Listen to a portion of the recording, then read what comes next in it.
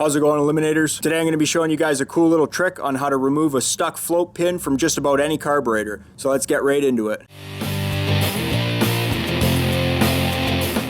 So I'm doing a video on how to clean a Honda style carburetor. These are also used on a lot of Kohlers, and it has a pin here that won't come out, so I can't actually take my float off without getting this pin out. Now I've seen a lot of different ways online for people that take these out. Sometimes they, put it on the edge of like their workbench and then they tap on that rod, but what you can end up doing is snapping one of these posts, and if you don't have like a TIG welder, you don't really want to go in there and JB weld one of those back on. So I'm going to show you guys how to get one of these rods out basically the simplest way possible, and that's one of these. This is a spring-loaded center punch. You use these for marking a hole that you want to drill. So if you have a piece of steel, basically you take this, you push down on it, and listen for it.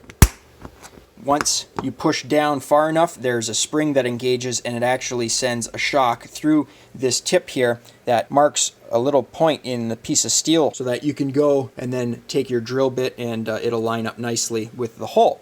So essentially what you're going to do is you're going to take this and you're just going to push this up against your pin or your float rod, and you're going to push it until it clicks, and it will eventually work itself out. You might have to do it 2, 3, maybe 4 times, but it will eventually work itself out, and sometimes they end up shooting out the backside, so you might want to have a hand back here to catch it. Now the easiest way to do this is to find the flattest spot. Sometimes these are rounded off, so I'm just going to lay my carburetor down just like this. I'll try to get a good shot of it here for you guys, and we're just going to press up against here till you hear the click.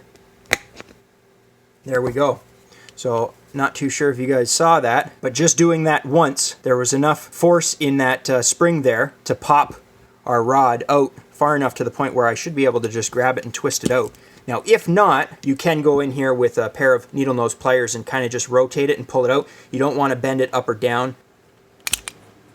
Just like that. So that popped out. So this is by far the easiest way to get a rod out of a carburetor. A lot of Mikuni carburetors have this issue where the rod is just stuck in there from corrosion because this is aluminum and your rod is steel. Now you might ask yourself, why does this happen in the first place? And the simple answer is that aluminum is not a ferrous metal and steel is. So steel has iron in it. So aluminum will not rust and steel does rust. So even though aluminum will not rust, when it's introduced to metal of the ferrous type, it will oxidize, and this process is known as oxidation. And this is essentially what you see here. It's just corroding, and it's not really rusting, but if this corroded enough, it would slowly kind of decay this aluminum. But anyways, guys, that's just a simple process on how to remove the float rod from a carburetor when it's stuck using a spring-loaded center punch. So that's it for today's video. If you guys enjoyed it, think about leaving me a thumbs up. It really helps me out. This is a good little trick. That spring-loaded center punch wasn't that expensive, so you could probably pick it up on Amazon or your local parts store. And it's really an awesome tool to have because it makes removing those stuck float pins really simple. And like I said, 2 or 3 times and it's out. But anyways, that's it for today's video. You guys can click here to subscribe and click over here to watch one of my previous videos. I upload every single week, so be sure you stop on by next week. Check the channel out for new content. And as always, guys,